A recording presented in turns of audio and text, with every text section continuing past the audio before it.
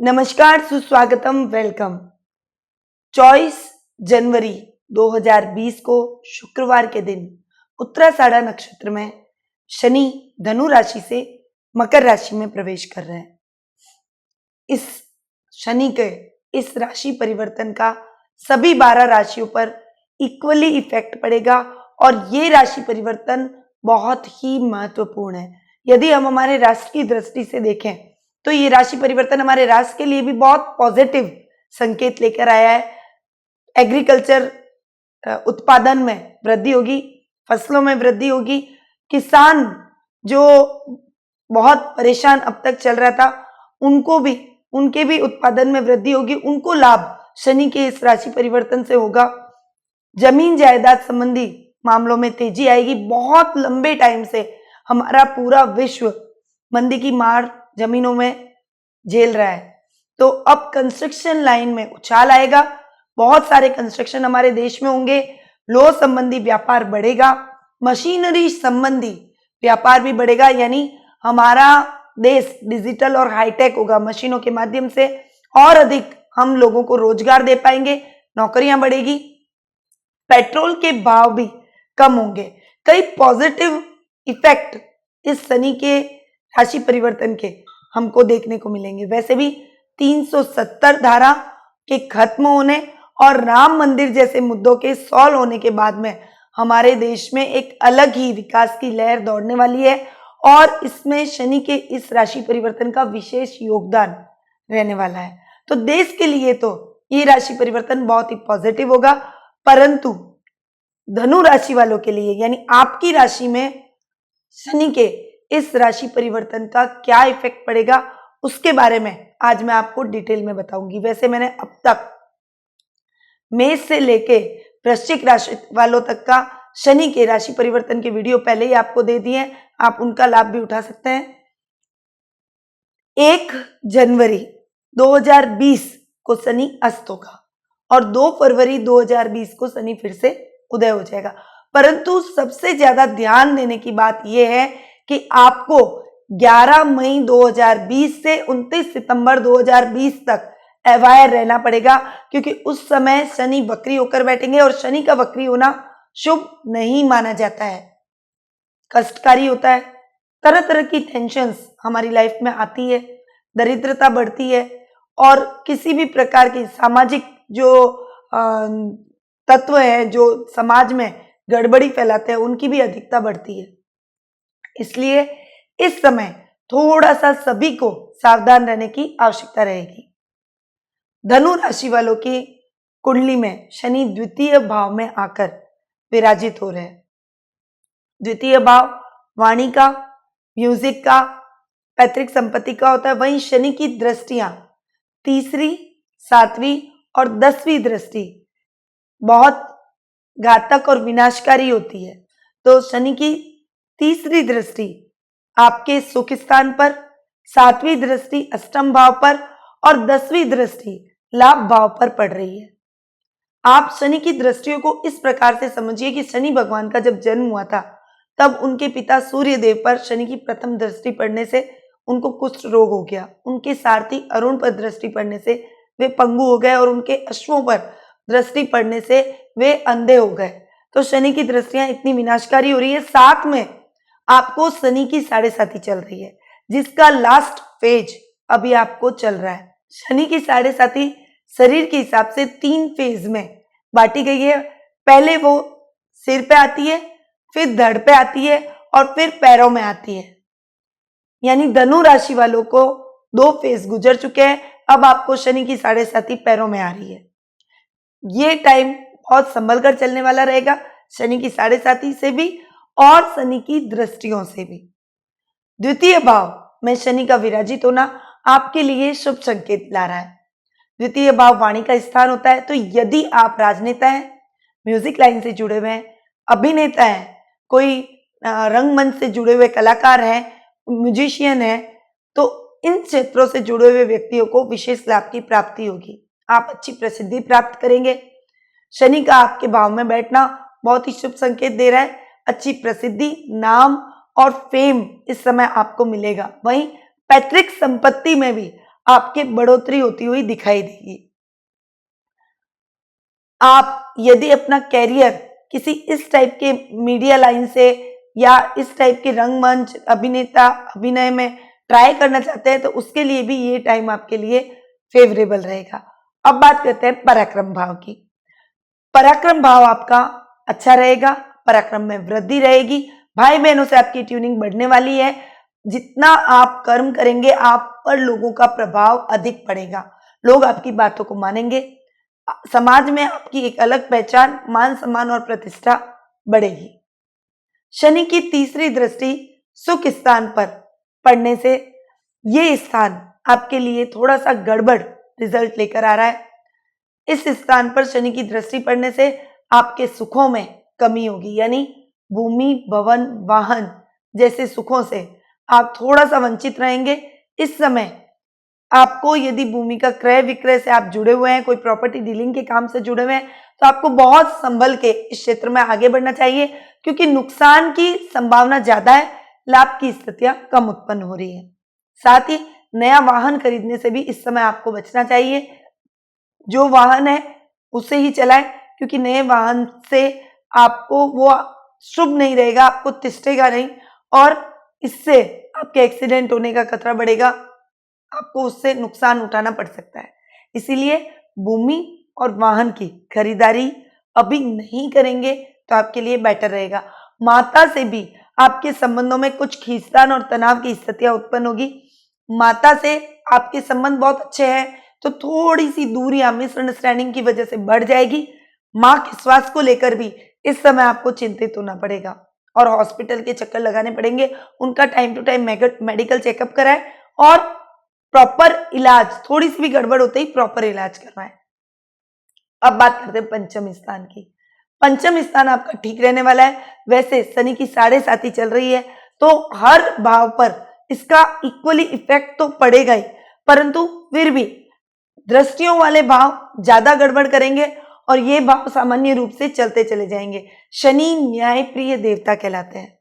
तो शनि की 7.5 के अंदर व्यक्ति को शनि उसके कर्मों के हिसाब से रिजल्ट देते हैं। यदि आपने अच्छे कर्म किए हैं तो शनि की 7.5 आपको बहुत अच्छी जाएगी, और यदि आपके कर्म अच्छे नहीं है तो शनि आपको दंड भी देंगे।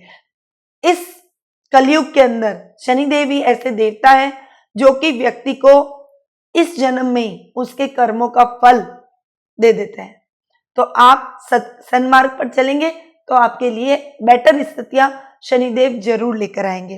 पंचम भाव की मैं बात करूं तो संतान भाव के कारण आपकी संतान आपकी आज्ञा में रहेगी। विद्या अध्ययन वाले स्टूडेंट्स जो हैं उनके लिए ये टाइम अच्छा है। आप जितनी मेहनत करेंगे उतना आपको रिजल्ट मिलेगा। बहुत ज्यादा मेहनत का फल तो आपको नहीं मिलने वाला है, बट ऐसा होता है ना, कई बार परिस्थितियां, लक अपने बहुत साथ में होता है, कम मेहनत करते हैं अच्छा रिजल्ट मिल जाता है। ऐसी परिस्थितियां तो नहीं होगी, परंतु आप जितनी मेहनत करेंगे उतना आपको रिजल्ट जरूर मिलेगा। अब बात करते हैं 6th हाउस की। 6th हाउस की यदि मैं बात करूं तो रोगों में आपके थोड़ी कमी आएगी, परंतु थोड़ा शनि की वजह से आपको हड्डियों संबंधी प्रॉब्लम हो सकती है, त्वचा संबंधी प्रॉब्लम हो सकती है, नर्व सिस्टम से संबंधित कुछ प्रॉब्लम यानी बीपी की प्रॉब्लम हो सकती है, पर बहुत बड़ी प्रॉब्लम मैं नहीं देख रही हूं। आपको कोई बड़ी बीमारी नहीं होगी। तो स्वास्थ्य का विशेष ध्यान रखें, योगा प्राणायाम करें और अपने पारिवारिक सदस्यों का, विशेषकर अपनी माता के स्वास्थ्य का जरूर ध्यान रखें। अब बात करते हैं दाम्पत्य भाव की। दाम्पत्य भाव की यदि मैं बात करूं तो मिले जुले परिणाम आपके दाम्पत्य भाव में रहने वाले हैं। कभी आप दोनों के बीच में बहुत अच्छी अंडरस्टैंडिंग अपने जीवन साथी के साथ में रहने वाली है, और कभी ऐसा वातावरण होगा कि अंडरस्टैंडिंग थोड़ी कम रहेगी और मिसअंडरस्टैंडिंग का वातावरण ज्यादा रहेगा। पर यह समय ऐसा है कि आपको अपने जीवन साथी की भावनाओं को समझना पड़ेगा। छोटी छोटी बातों को दिल पर नहीं लगाएं और उनके साथ आगे बढ़ें। छोटे मोटे अगर कोई झगड़े होते हो तो आप शांति से बैठकर समझाइश के द्वारा उनको, मनमुटावों को दूर करने की कोशिश करें। वही प्रेम प्रसंगों की भी स्थिति रहेगी। प्रेम प्रसंगों के मामले में आप किसी को प्रपोज करना चाहते हैं तो थोड़ा सा आपको रुकना पड़ेगा, अच्छे टाइम का इंतजार करना पड़ेगा। यदि आप ऑलरेडी रिलेशनशिप में हैं तो आपको अपनी रिलेशनशिप में सोच समझकर आगे बढ़ना पड़ेगा, क्योंकि ऐसा ना हो कि आपकी मिसअंडरस्टैंडिंग से आप एक अच्छा रिश्ता अपने हाथ से गवा दें, एक अच्छा पार्टनर अपने हाथ से गवा दें। इसीलिए सोच समझकर इसमें आगे बढ़ें। पहले उनको थोड़ा सा स्पेस दें, थोड़ा टाइम दें समझने के लिए आपको, और आप भी उन्हें समझने की कोशिश करें। उसके बाद अपने रिश्तों को आगे ले जाएं।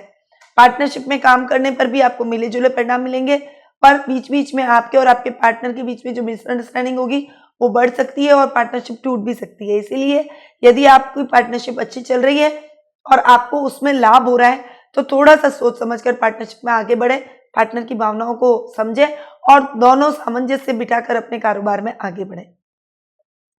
अब बात करते हैं अष्टम भाव की। अष्टम भाव पर शनि की दृष्टि पड़ने पर ये दृष्टि से आपको एक्सीडेंट की संभावनाएं बढ़ेगी। एक्सीडेंट्स ज्यादा से ज्यादा आपकी जिंदगी में कुछ ऐसी घटनाएं, दुर्घटनाएं घटेगी जो एक बार एकदम से आकस्मिक घटेगी और आपके लिए भी वो सरप्राइजिंग होगी। तो आप उसके लिए मेंटली प्रिपेयर रहें। कुछ ऐसी घटनाएं अगर आपके साथ घटती है तो स्टेबल माइंड से उनका सामना करें। रिश्तेदारी में भी, परिवारजन में कुछ अशुभ समाचार भी आपको मिल सकता है। दैनिक लाइफ, मेरा कहने का मतलब है कि शनि की दृष्टि पड़ने पर अष्टम भाव वैसे भी थोड़ा सा सही नहीं माना जाता है ज्योतिष की दृष्टि से, और उस पर शनि की दृष्टि पड़ जाना वो उसको और भी ज्यादा बिगाड़ता है।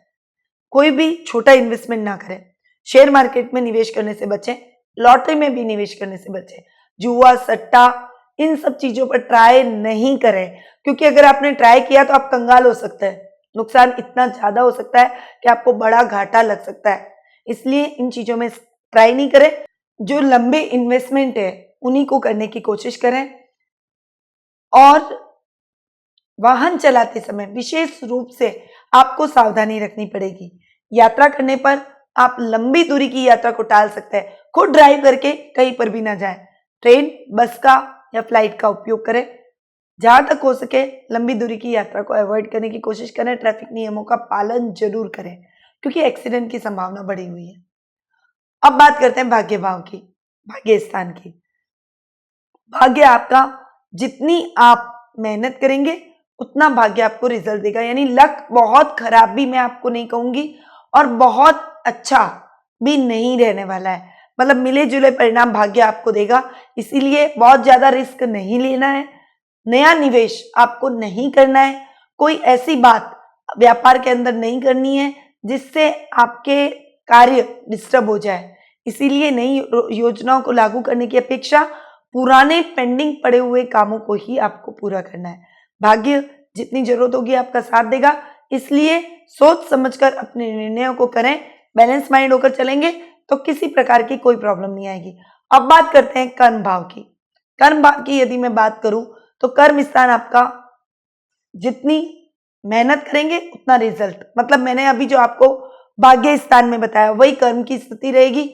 आपकी मेहनत के दम पर आप रिजल्ट प्राप्त कर पाएंगे। आप सोचे कि आपका लक आपका साथ दे देगा, आपको मेहनत कम करनी पड़ेगी, तो ऐसा नहीं है। मेहनत, पूरे एफर्ट आपको अपने काम में डालने ही पड़ेंगे, तभी आपको सही रिजल्ट मिलेगा।